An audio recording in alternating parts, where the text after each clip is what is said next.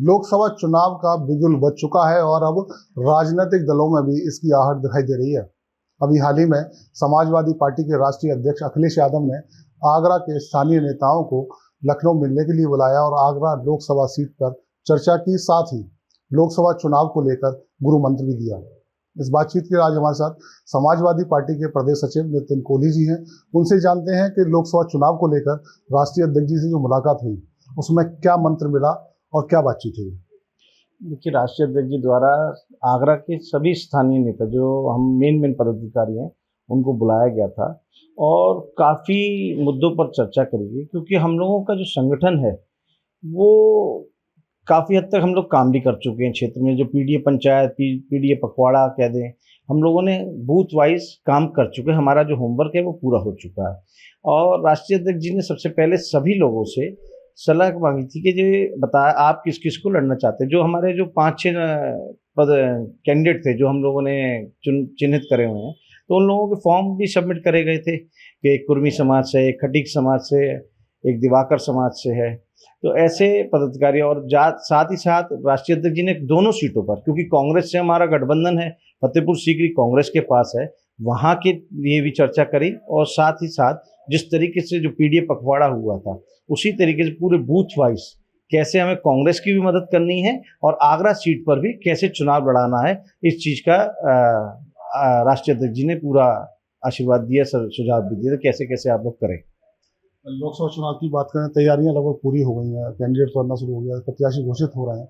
लोकसभा चुनाव को लेकर समाजवादी पार्टी की रणनीति क्या रहेगी और किस तरह से चुनावी मैदान में उतरेंगे? हमारी तैयारी पूरी है, बस प्रत्याशी आने की देर है और जल्द ही राष्ट्रीय अध्यक्ष जी प्रत्याशी भी फाइनल कर देंगे, क्योंकि हमारे पास कैंडिडेट ज़्यादा थे और उसमें से चिन्हित करना ये राष्ट्रीय अध्यक्ष और शीर्ष नेतृत्व का निर्णय होता है कि किसको लड़ाना है।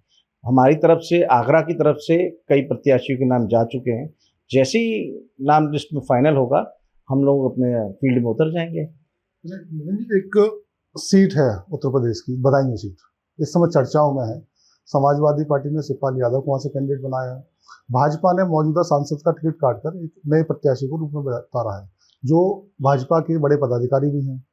किस तरह से चुनाव को देखते हैं और कितना असर देखते हैं, कितना असर पड़ेगा? देखिए, आदरणीय शिवपाल सिंह यादव जी बदायूं से चुनाव लड़ने जा रहे हैं और वो संगठन के माहिर हैं और चुनाव के भी माहिर हैं, सब लोग जानते हैं। कोई संदेह नहीं है कि सिर्फ शिवपाल सिंह यादव जी ही वहाँ का चुनाव जीतेंगे, क्योंकि पिछली बार भी जो धर्मेंद्र जी थे वो जीते ही थे, भाजपा ने हराया था उनको, पर इस बार वो काम अब नहीं हो पाएगा और निश्चित तौर पे ये सपा की सीट है। और परसों से, क्योंकि माननीय नेताजी भी जब चुनाव लड़े थे बदायूं से तो जीते थे, प्रोफेसर साहब भी लड़े थे तो जीते थे, धर्मेंद्र जी भी जब लड़े हैं चुनाव जीते गए हैं। पिछली बार जरूर इन्होंने धोखेबाजी से सीट हथिया ली थी, पर इस बार वो काम भाजपा नहीं कर पाएगी और हम लोग वापस अपनी सीट अपने गढ़ में लेके आ जाएंगे। ये हमारे साथ समाजवादी पार्टी के प्रदेश सचिव नितिन कोहली जी थे, जिन्होंने बताया कि आगरा में प्रत्याशी के चुनाव को लेकर और लोकसभा चुनाव पर वार्ता के लिए राष्ट्रीय अध्यक्ष अखिलेश यादव ने स्थानीय नेताओं को बुलाया था और जीत के मंत्र के साथ प्रत्याशी के नाम पर चर्चा की। इसके साथ ही बदायूं सीट पर शिवपाल यादव की बड़ी जीत का दावा भी कर रहे हैं। Lakshman Sharma, UP live, Agra.